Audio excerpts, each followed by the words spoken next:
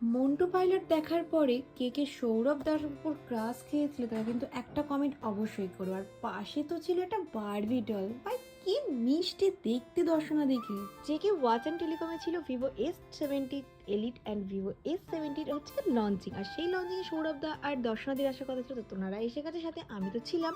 আর সেটাই তোমাদের সঙ্গে একটা ছোট্ট ভিডিওর মাধ্যমে শেয়ার করে নিচ্ছি। কিছু ফটো তুলে তারপরে দোকানের ভিতরে ঢুকে গেছিলাম, আর দোকানের ভিতরটা ভীষণ সুন্দর করে সাজানো ছিল। আর তোমরা যারা ওই দিনকে মিস করেছো, দোকানে যাওনি, তারা তো প্রচুর গিফট মিস করলে। তবে দুঃখ পেতে হবে না, যেকে ওয়াচ অ্যান্ড টেলিকমে কিন্তু তোমাদের জন্য এখনো সেই অফারগুলো চলছে, তাই এখনো দেরি না করে অবশ্যই যেকে ওয়াচ অ্যান্ড টেলিকম ভিজিট কর। এদিকে সৌরভদার পাশে দাঁড়িয়ে আমি জিজ্ঞেস করছিলাম যে ঠিকঠাক লাগছে তো, তারপর সৌরভ আমার সাথে গল্প করতে শুরু করলো যে মন্টু পাইলট ফোরটা নাকি আমার সাথেই করবে, তো সেটা নিয়ে আমরা ডিসকাস করছিলাম। আর যখনই ফাইনাল হলো তখনই একটা কেক কাটা হলো। তো অবশ্যই মন্টু পাইলট ফোরে কিন্তু আমাকেই দেখতে পাচ্ছ তোমরা সৌরভদার সাথে। যাই হোক, কেক টেক কাটিং করার পর সেটাকে টেস্ট করার পর কেকটা ভীষণ ভালো খেতে ছিল। আর জেকে ওয়াচ অ্যান্ড টেলিকমের প্রতিটা স্টাফের বিহেভিয়ার ভীষণ ভালো। আর যে দাদা আমাদের ওনার মানে আমাদের সারোয়ার দা, উনি তো ভীষণ ভালো।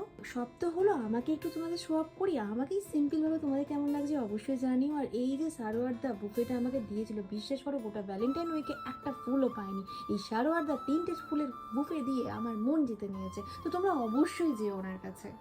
এদিকে আমি খুশিতে নাচতে নাচতে এসে ফুলের বুকেটাকে নিয়ে কী করবো তো ভেবে উঠতে পারছিলাম না, কানে গুলবো নাকে গুলবো মাথায় করবো কী করবো জানি না। যাই হোক, ওনারা চলে যাওয়ার সময় এসে গেছিলো, তো ওনাদেরকে টাটা বাই বাই করে এদিকে আমি আর বিপাশা সবাইকে বললাম টাটা।